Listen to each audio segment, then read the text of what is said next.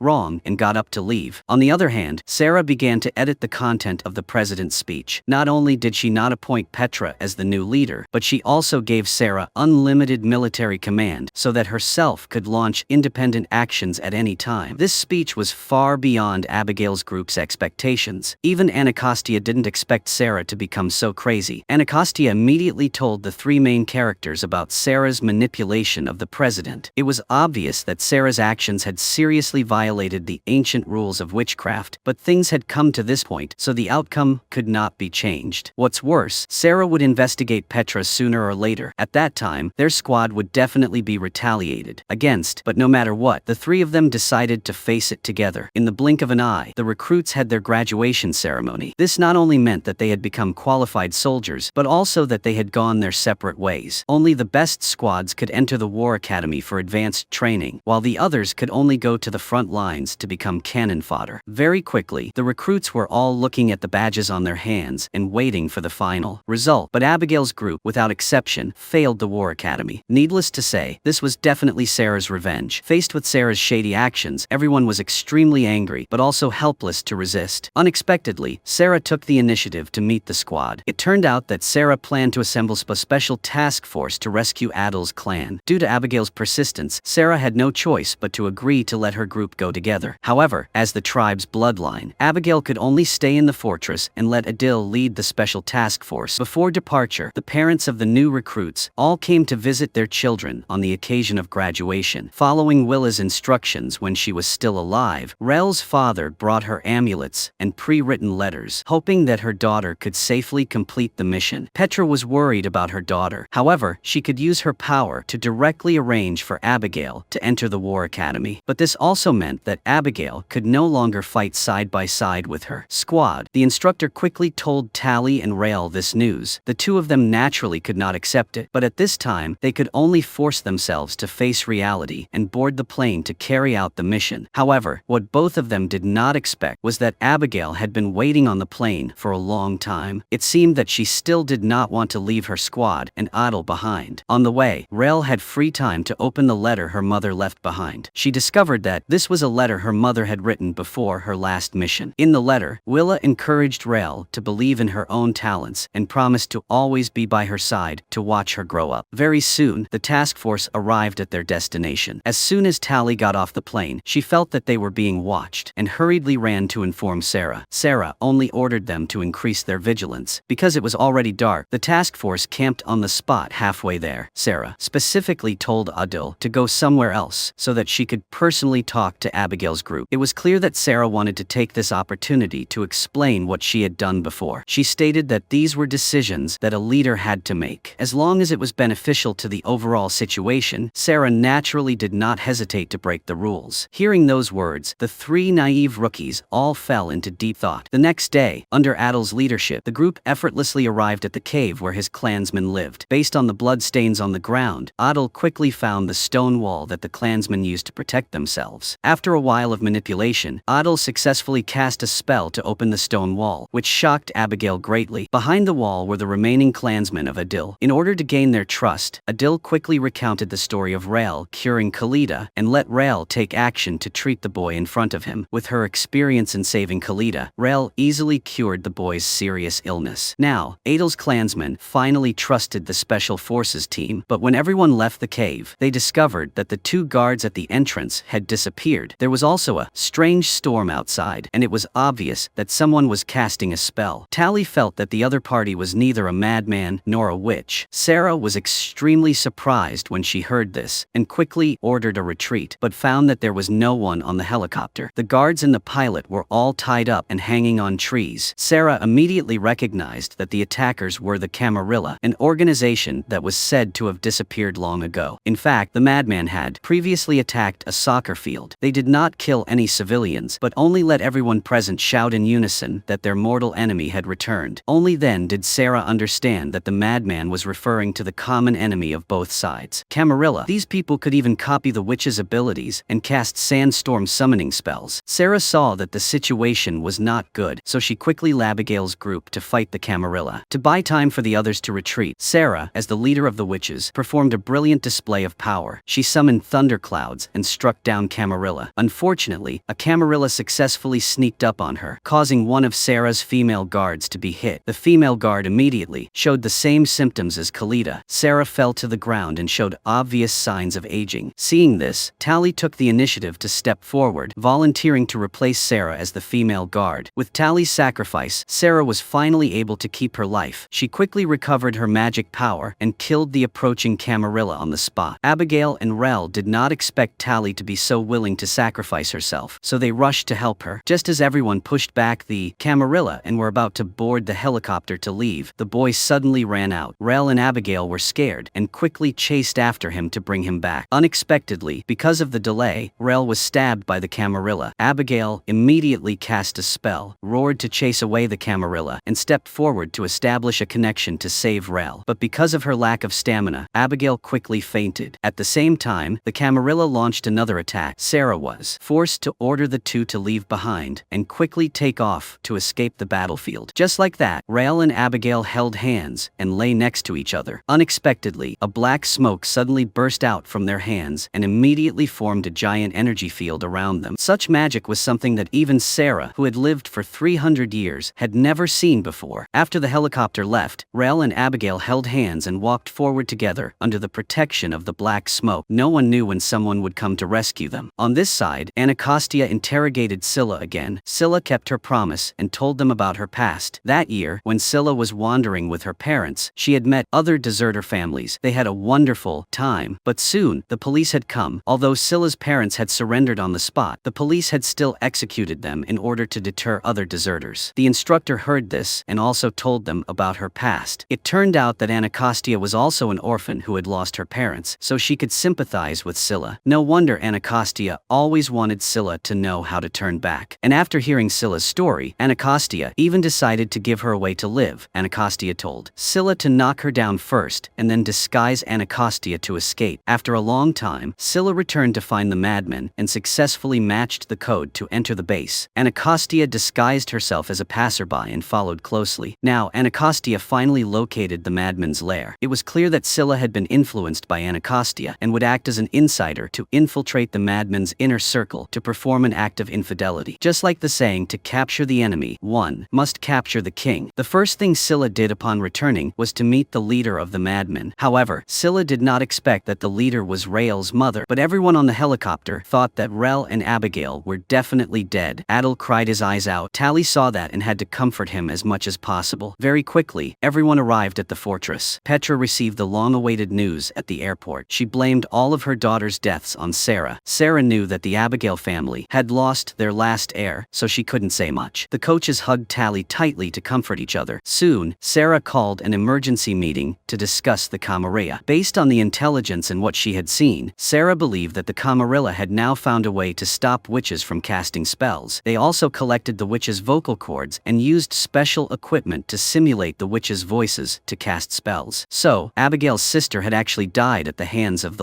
Camarilla. Of course, the most terrifying thing was still the plague weapon that could kill witches instantly. While a few people were talking, a subordinate came to report the sudden incident. It turned out that early this morning, the vice president's daughter Penelope accidentally melted all the stained glass on the window while chanting. It was clear that Penelope had witch blood, but neither Penelope nor the vice president knew about it. The higher-ups immediately realized the current danger. Camarilla was hunting witches everywhere. They had to stay ahead and find all the witches who didn't know their identity. After the meeting, Sarah found Tally and frankly talked about choosing a female bodyguard who usually had to go through screening and training for many years before they could take on the role. Although Tally's previous actions were brave, Sarah couldn't bear to let her waste her life, so she said that she could help Tally return to her youth. Tally originally wanted to continue to persevere, but Sarah's subordinates just brought the news. Rael and Abigail were lucky to survive. It turned out that after the energy field exploded, Rael and Abigail were safe and were trying to find other friends, but after a few steps, Abigail discovered a corpse covered in fungus on the ground. This was obviously a victim of the explosion. Abigail thought that the body should be brought back to the fortress for research. Rael disagreed. Rael was worried that the two of them would become test subjects because of it. Just as they were arguing, cavalry of witches discovered the two. After confirming their identities, the fortress immediately sent a plane to pick them up and take them home. Tally also gave up her identity as a female bodyguard because she decided to accept Sarah's proposal. Afterwards, Sarah spent some time meeting the vice president first. Sarah spoke frankly about the matriarchal bloodline of witches. Men in witch families could also possess witch powers, but it was difficult for them to pass them on. Therefore, the government could only follow the matriarchal line to track down witch descendants. Of course, there were many deserters or people who married civilians. Their descendants might forget their current witch identity. Sarah hoped to test Penelope. Once her identity was confirmed, Penelope would have to join the army, according to the law. Although the vice president was a little reluctant, he had to accept it because of the law. Not long after, Penelope was taken to the fortress for testing. Through the special mirror, it could be seen that Penelope's vocal cords were clearly different from those of ordinary people. And along with Penelope's singing, 2 columns of water also rose from the magic lake. This showed that Penelope really had witch blood. Thus, Penelope would have to say goodbye to the vice president and go to the fortress to study. At this time, Rael and Abigail had arrived at the fortress. Petra personally came to pick them up. At the same time, the doctor was also performing the ritual on Tally. After a while of manipulation, he successfully disconnected Tally and Sarah, causing Tally to return to her youth. After a brief moment of separation, the 3-person squad finally reunited and exchanged experiences. Of course, Sarah quickly asked about the energy field. Rael thought about it again and finally admitted to Abigail that the two of them had created the explosion. Sarah knew this meant that the military had another nuclear weapon. Immediately, Sarah ordered the doctor in charge of training the two to quickly master this power. After leaving Sarah's office, Abigail also met Adel again. After a few days apart, that night the two found a grassy area to have a deep conversation. rebellion. Because Adil possessed the power of the earth, it also caused the surroundings to shake. Considering the squad's previous excellent performance, Sarah specially approved them to enter the War Academy. As the saying goes, too much joy makes sadness. That night, Sarah was tormented by the past and could not sleep. Tally had a nightmare because of this. In her dream, she followed Sarah into a certain forest, but the others seemed not to notice her existence. Not long after, a group of people appeared in the forest. These people chanted incantations, summoning insects from the ground, putting Sarah's group in danger. At the crucial moment, a soldier activated his ability and caused the enemy to start killing each other. The horrifying scene before her eyes immediately woke Tally up. Rel and Abigail saw this and quickly comforted Tally, saying that it was just a dream. They didn't expect the scar left by the insect on Tally's body to be so obvious. On this side, Willa recounted the past to Scylla. A week ago, as the leader of the madmen, Willa had gone to attend the leadership conference. Unexpectedly, they had been also ambushed by Camarilla. Camarilla had released a plague that killed everyone on the spot. Only Willa had been lucky to survive. She had immediately realized that her mortal enemy Camarilla had returned. For the sake of the big picture, Willa had immediately changed direction and used all her strength to deal with Camarilla. Because of this, Willa did not hesitate to change the mission and manipulate the football stadium audience to send out a warning to the army. Now, she hoped that Scylla could join her in destroying Camarilla. Scylla immediately agreed, but she quickly discovered that Anacostia was monitoring her, so she quickly cast a spell to dispel Anacostia's magic. A long time later, Willa and Scylla used a lighter to disguise themselves and went to a funeral scene where someone was giving a speech, inciting the people to hate witches. It was obvious that they had prepared. After a few probes, Scylla found a breakthrough. She discovered that there was a couple named Bonnie and Shane who always knew the time and location of the next gathering, and they were definitely closely connected to Camarilla. Scylla immediately decided to approach this couple. Sometime later, she returned to the shopping mall where she had launched the attack. Now, a large number of people gathered there to mourn their deceased relatives. The scene before her eyes made Scylla extremely emotional. Now, of course, she regretted it endlessly. Meanwhile, Shane was giving a speech, and Bonnie also quickly discovered Scylla. Unexpectedly, after Shane, Anacostia took the stage to give a speech. It was obvious that Anacostia had been watching Scylla. After the speech ended, the two of them spoke frankly. In fact, they both knew that the other side wanted to destroy Camarilla. After a while of talking, they both had the intention to cooperate with each other. Scylla then directly introduced Anacostia to Bonnie and Shane. Of course, to avoid revealing their identities, the two of them used fake names. That night, the four of them chatted happily in the bar. Soon, a man came to find Shane. It seemed that Shane would be the key to approaching Camarilla. The screen changed. Rel and Abigail had accepted the doctor's experiment, but after several tests, the two of them still couldn't explode again. Reluctantly, Sarah let them go to the War Academy first, while the doctor planned to start studying the corpse that Abigail had discovered earlier. In the War Academy, the witches were divided into different squads, each squad named after a different goddess of war. The captain of the squad that Abigail's group was in was a bald girl. In addition, Abigail's old friend Gregorio was also in the same squad as them. Just as the bald girl was talking to Rel, the doctor suddenly discovered that the corpse opened its mouth to speak again, and it was Rel's voice. After the autopsy, Rel discovered that the body was full of fungal mycelium. Now she finally remembered that Rel had come into contact with the fungal mycelium on the wall and left safely. Perhaps that was why the fungal mycelium was able to travel halfway around the world to take over the body. At the same time, Abigail was telling the story of Gregorio to the squad members. It turned out that Gregorio was the dance partner Liba had stolen. Unexpectedly, Gregorio took the initiative to come and clear up the misunderstanding. Gregorio said that he and Liba had been secretly dating at that time, and the old story